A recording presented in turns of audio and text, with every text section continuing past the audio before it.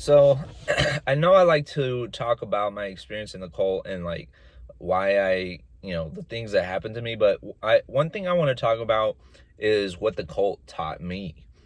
Um a lot of people think that leaving Jehovah's Witnesses is just all in all a terrible experience, but they don't get something from it. But for me, it taught me how to think differently. It taught me how to think independently, because and it also taught me how to recognize mind control. So now, before anybody gets like defensive, I'm not saying every person who disagrees with me is brainwashed. I'm saying that once you've lived inside a high control group, you start seeing the same psychological mechanisms everywhere, through every media outlet, or just group thinking. When I was a Jehovah's Witness, I didn't think I was being manipulated. I thought I was thinking for myself. I thought I had examined the evidence. I thought I had the truth. But what I eventually realized is that almost every conclusion that I reach, it was already reached for me. It was already decided what the conclusion would be. And the organization decided what questions would be acceptable, what sources were trustworthy, um, what information I could read, who I could associate with. And at the end of the day, that's not thinking. That's not critical thinking. That's outsourcing my thinking to somebody else. It's like handing over my brain, my conscience, and to somebody and say, "Hey, you do the thinking for me." And when I left, I promised myself something, that I would never let another ideology, a political party, religion, influencer, or movement do anything to my thinking. I would not let it do my thinking for me. I would have to do the thinking myself. And today my default position isn't belief. It's curiosity. I approach everything with curiosity. When somebody tells me something, I don't immediately I don't immediately ask, do I agree with it? I mean, not always. When I say this, it's not like I disagree with everything, but when something's like a gray area, or it could be black or white, it's presented to me, I don't think about where I believe, where I stand on the issue. But I ask, how do they know that? What evidence supports their viewpoint? What evidence would change their mind, and what evidence would change my mind? That's a completely different way of approaching the world, in my opinion. And another thing I realized, I learned to recognize narratives. Every group has a narrative. Religious groups, political parties, news organizations, corporations, social media.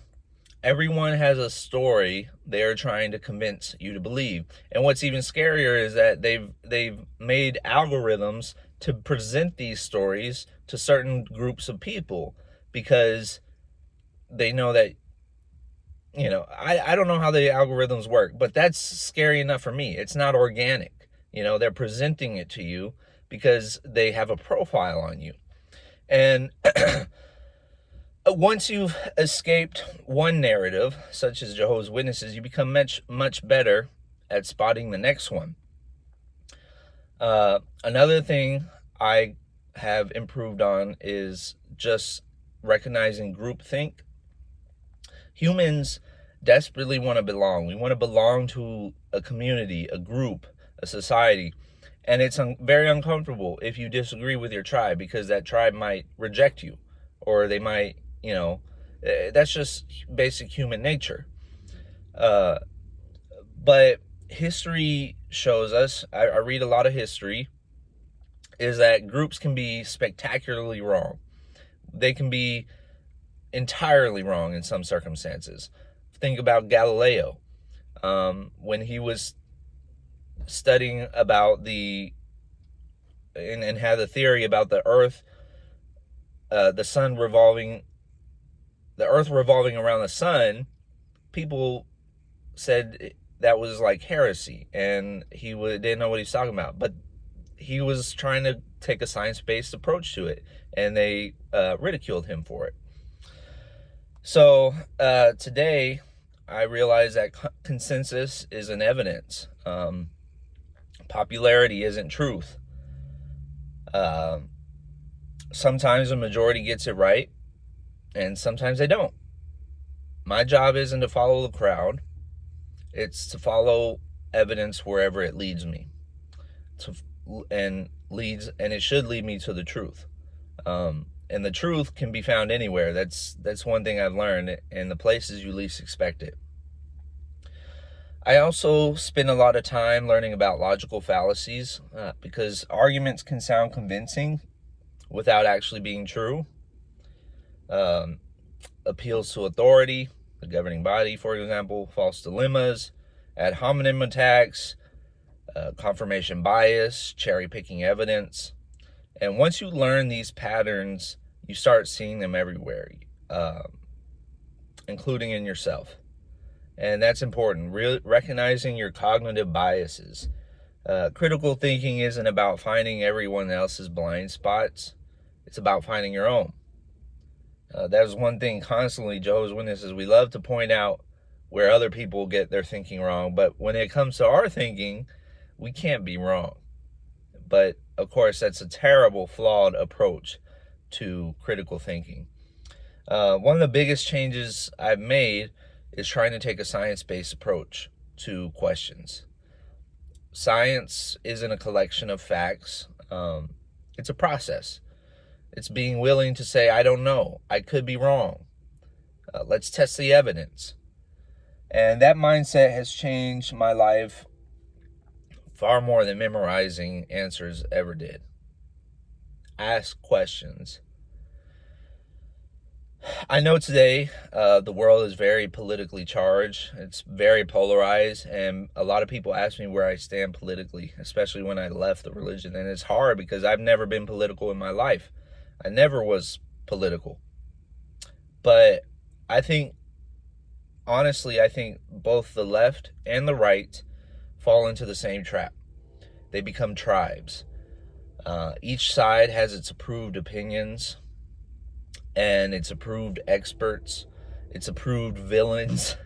Once you start recognizing it, it's so easy to spot. One side has good guys, one side has bad villains, the other side has the same exact thing. If you ask a question on your own side, you're treated like maybe you're on the other team, or that you betrayed your team.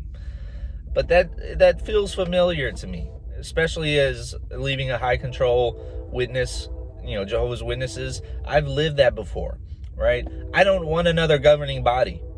I don't want another organization telling me what I'm allowed to think and what I'm not allowed to think.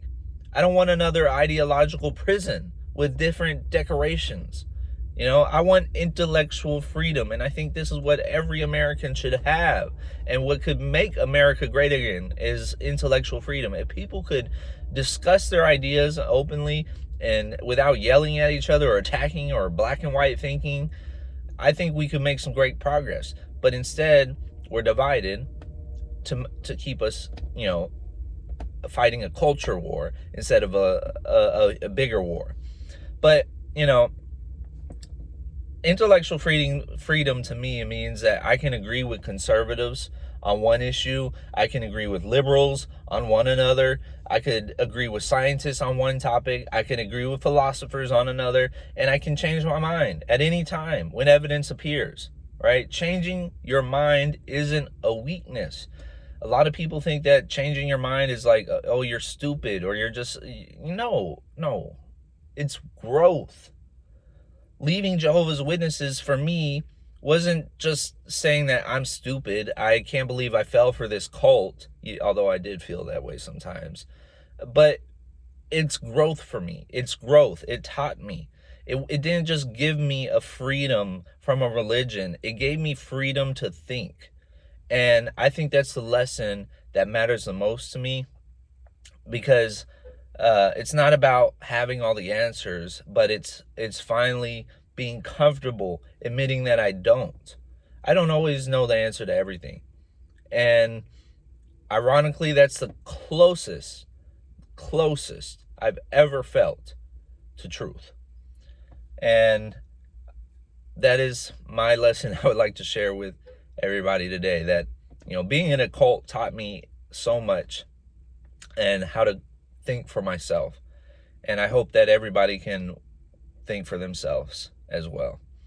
Anyways, that is what I had to share today, and hope you guys have a great day, and I'll see you guys next time.